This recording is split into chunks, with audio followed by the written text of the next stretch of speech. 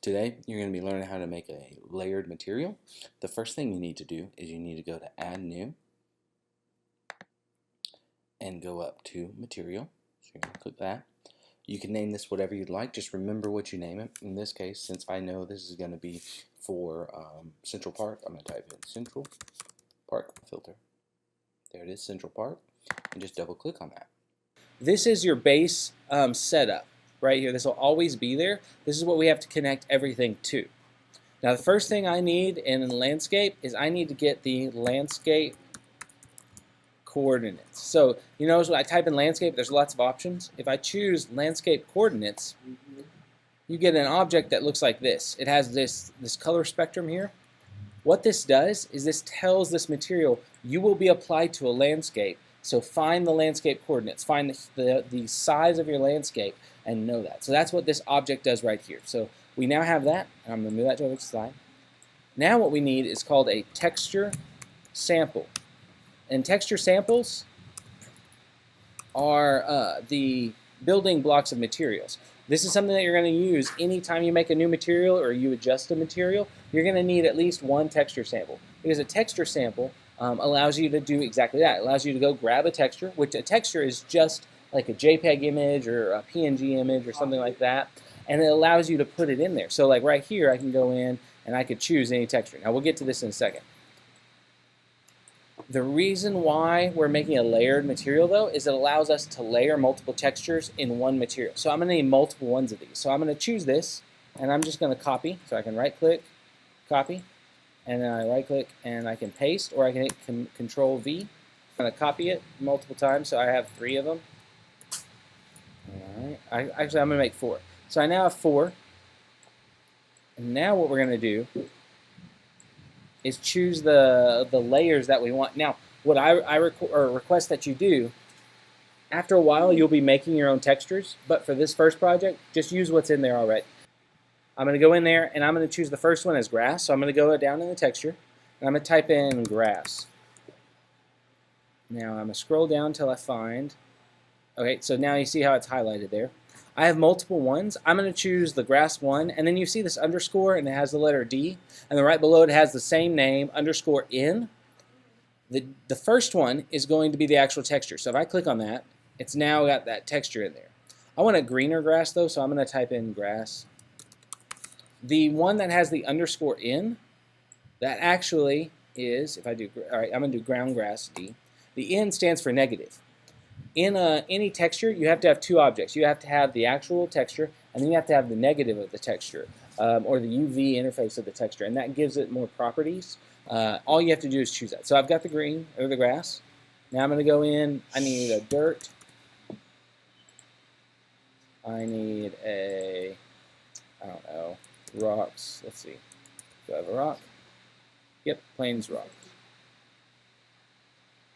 Let's load them up. All right. And then I'm going to get a concrete for my pathways. I want concrete poured, so I've got that. Now this is really important. We now have the texture, all of those selected. Now I'm going to highlight them all. I'm going to copy them, move them up, and I'm going to paste. And the reason why I've done that is now I have to go through and choose the negative options. Now the great thing is I already have the texture selected in there. So now all I have to do is go down below and choose the one that has the underscore in there, and that's going to be the negative. And so you see how it's kind of a blue? If I zoom in on this, it has this ruffled texture. That's showing the texture of that layer, what it's going to look like in my level whenever I have that there. So I'm now going to go to each one and do in, and then do the next one.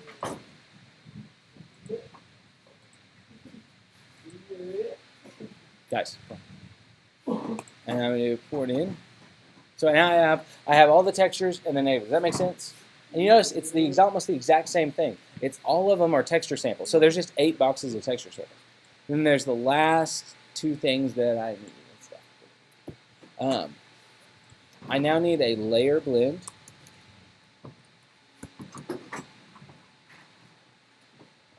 And I'll show you what it looks like. I've got right here. Here it is, a landscape layer blend. And this is what I'm going to share with you in your email. Actually, I've already sent it in your email, so you'll already have that in there. It's a landscape layer blend. So if I go back to there, nope, not that. If I right-click in there and I just type in, oh, not that, landscape layer blend.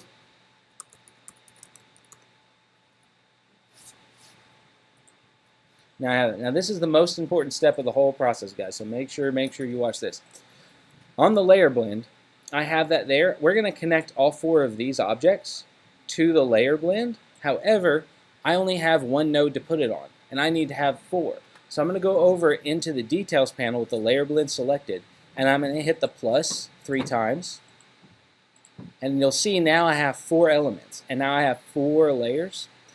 What's so important about this is we need to name these layers, because if we don't name them, 2 things will happen. One, when you go and put it into the layer, the landscape to start painting, it won't have those layers there because it doesn't have a name, and they all say none. And also, you want to label them so that you know what they're going to be called, because even though the texture names the textures have, so you need to make sure and name it. So I'm going to say the first one's going to be grass, and you can name it whatever you want. It just has to have a name.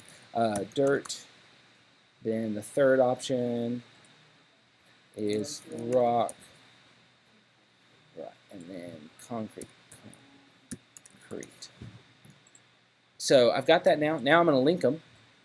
So I'm going to go in, layer grass, layer dirt, layer rock, layer concrete.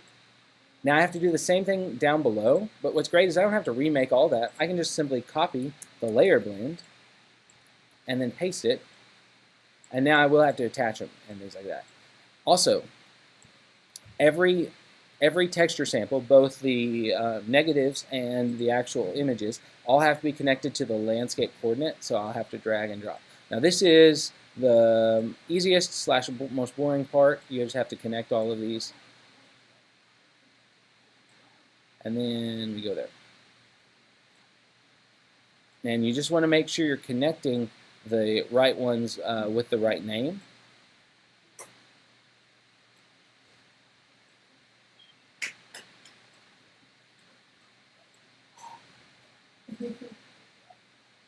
Alright, so I'm going to do that there, attach that there.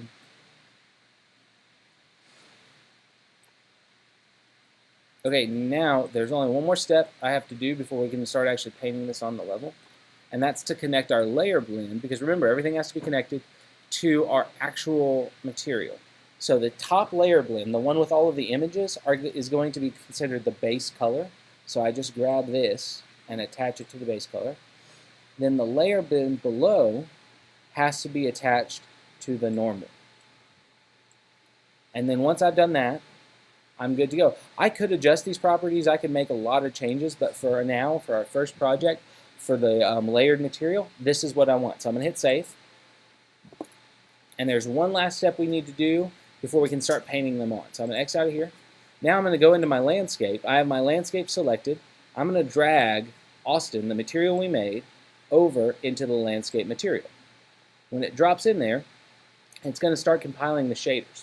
What it's doing now is it's taking those 4 textures and applying it on the landscape. We won't see them though, because they're invisible until we paint on there. So when we paint on, it's just basically telling it, okay, show this at this coordinate. And remember we had that landscape coordinate?